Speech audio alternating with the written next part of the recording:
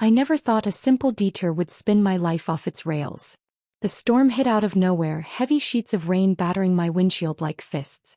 I cursed under my breath, the wipers hopeless against the downpour. I pulled over on that old dirt road, tires sinking into the soft mud, feeling stranded in more ways than one. The kind of stranded that runs deeper than a busted car, like my whole life had stalled right there in the middle of nowhere. Through the blur of rain, a figure emerged. At first I thought my mind was playing tricks, but no, it was Alex. His jacket soaked, dark hair plastered to his forehead, eyes locked on mine like he'd been waiting for this moment all along. My heart thudded hard, too hard for a woman my age to justify. He stepped closer, no rush, like he had all the time in the world. Before I could even speak, his hands cupped my face, cool and steady, and he kissed me. Not soft.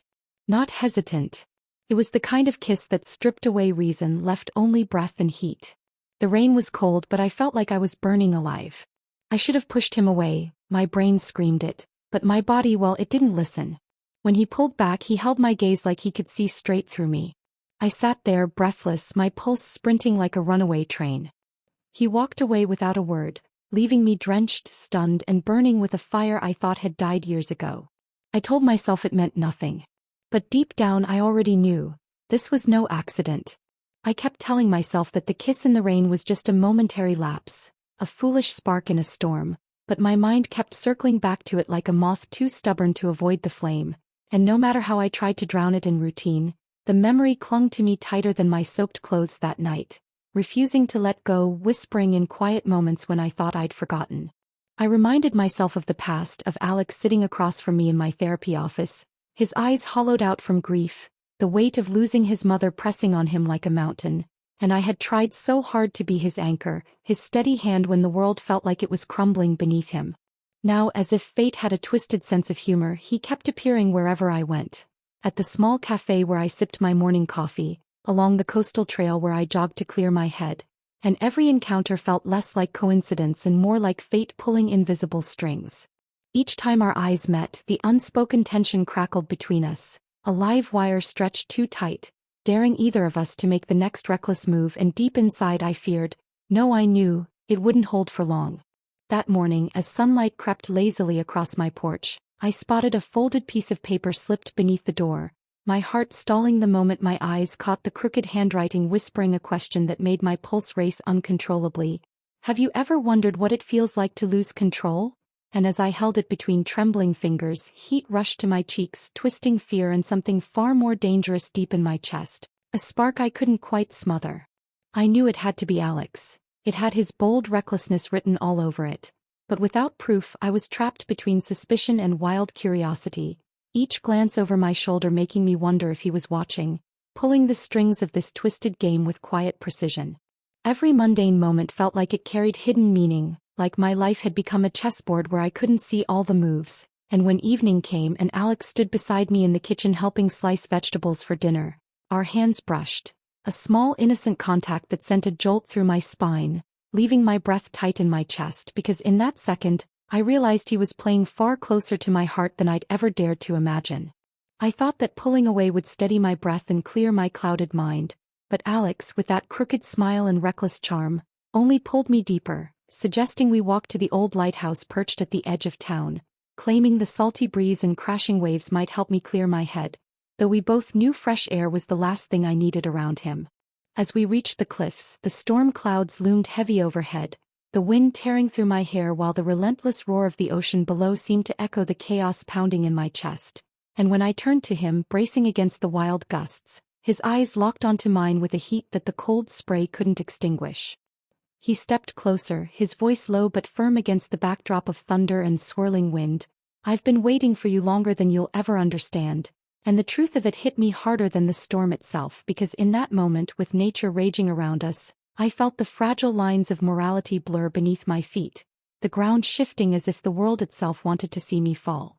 That morning, as my husband packed for yet another business trip, his parting words clung to the air like a warning disguised as casual humor.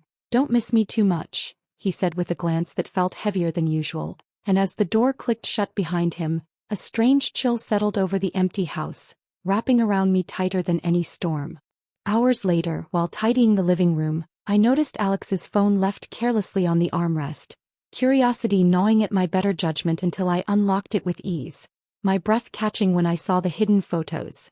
Moments from our walk to the lighthouse, captured in quiet secret, each image more intimate than the last, as if he'd wanted to freeze time itself. Before I could even process the flood of emotions, the doorbell rang and there he stood claiming he'd forgotten a book, but his eyes told a different story entirely, full of knowing mischief and something far deeper. I let him in, telling myself it was harmless, just a neighborly gesture. Yet as the evening stretched on, conversation lingering too comfortably, I felt the weight of my choices press against me like a tightening noose. When I finally walked him to the door, his breath brushed the curve of my neck, warm and deliberate, and though no lips touched my skin, the message in that closeness was unmistakable. The line between temptation and surrender was paper-thin, and I was standing right at the edge.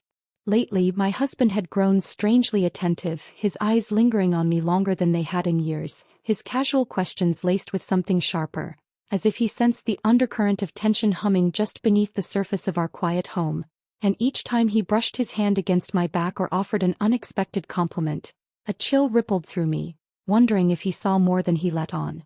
Meanwhile, Alex had abandoned all pretenses of subtlety, his gaze heavy and unyielding, his words wrapped in quiet daring, making it impossible for me to find the space I so desperately craved, as if he enjoyed tightening the invisible web between us. Odd little things began happening around the house. A window I knew I had closed was mysteriously ajar, a book I hadn't touched in months lay open on my nightstand, and every detail chipped away at my sense of control. With every passing day I could feel the balance of power shifting, and for the first time, a cold question rooted itself deep in my mind. Had I been chasing Alex, or had I been led step by step into this trap of my own silent desires, playing a game where I was never the hunter at all? I wasn't supposed to hear it, I told myself that 100 times later, but as I passed by the slightly open door to the guest room, Alex's voice drifted out, low and certain, "She's almost ready." And those 3 words punched the air from my lungs so hard my knees nearly buckled, panic crashing over me in sharp waves, yet beneath that fear simmered something far more dangerous. A pull I couldn't deny, a craving that had sunk its claws too deep to shake loose.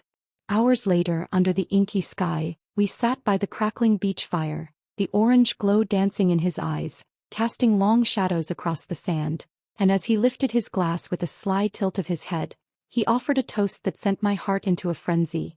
"Here's to the courage to see things through." Our eyes locked, and though every shred of common sense screamed for me to look away, I couldn't, because in that flickering moment, I understood there was no turning back. The fire hissed as if it shared my restless pulse, and the silence that followed felt like the edge of a cliff, my thoughts a storm of fear and desire colliding too fast to untangle. The message came just after sunrise, my phone buzzing against the kitchen counter with a chill that seeped straight into my bones, and when I opened it, my breath caught sharp in my throat. A grainy still from the security camera outside our home, me standing far too close to Alex, the angle damning, the timing unmistakable, and below the image my husband's words landed like a quiet thunderclap. "Thought you might want to see this." My fingers trembled as I read it again, my mind racing while my heart betrayed me, thudding with a reckless tempo I could no longer control. Later that day, Alex found me on the back porch, his eyes burning with boldness as he stepped into my space. No more games, no more hesitation, and with a voice like a dare, he whispered, "Now you have to choose." My choice wasn't made with logic or caution. It rose from a place deeper than reason, from a hunger I had tried to bury beneath years of quiet disappointment. And when our lips finally met, the world outside vanished, swallowed by the wildfire we'd unleashed. That night, tangled in shadows and surrender, I let go of every line I had sworn I'd never cross. And when morning light crept across the empty sheets beside me, I found only his note on the pillow, words that sealed my fate without mercy. "Now you're mine." The truth hit me like a runaway freight train when I overheard Alex on another call, his voice sharp with satisfaction as he spoke words I could no longer pretend not to understand, confessing that every moment, every glance, every calculated touch had been part of a twisted revenge, a game played not for my heart but to strike at his father's pride. And suddenly the pieces I had been too blind to see fell together with brutal clarity. My husband had known all along, I realized with a sinking heart, had watched from the shadows as his son reeled me in, baiting the trap while he stood by, cold and silent, letting it unfold like some cruel performance staged for his own bitter amusement. Desperate to reclaim even a shred of dignity, I tried to pull away from Alex, to sever the invisible cords tightening around my chest, but he wouldn't release me, not truly, his lingering words and haunting glances following me through every waking moment, keeping me tethered to the wreckage. When my husband finally packed his bag and stood at the door, he didn't yell, didn't demand explanations, only met my eyes with a hollow stare and spoke the sentence that would echo in my head forever: "You made your choice." In the weeks that followed, my life unraveled faster than I could pretend to keep it together, with whispers trailing me like shadows in every corner of town, my once loyal clients vanishing one by one until my practice stood empty, cold echoes replacing the steady rhythm of appointments that used to fill my days. Alex had disappeared without warning, leaving behind no forwarding address, no explanations, only the sharp sting of his absence and a hollow ache where reckless passion had burned so brightly, and I found myself scouring old messages for scraps of meaning, for clues he never intended to leave. Alone in the wreckage, the house felt cavernous and cruel, each quiet room a mirror reflecting the price of my choices, and though I had once feared the numbness of a loveless marriage, nothing compared to the suffocating weight of this silence, this emptiness that swallowed me whole. Yet in my darkest moments, as I stood at the window staring into the gray horizon, a small, dangerous thought crept into my mind, whispering that maybe this wasn't the end at all, but the beginning of something I hadn't yet dared to imagine.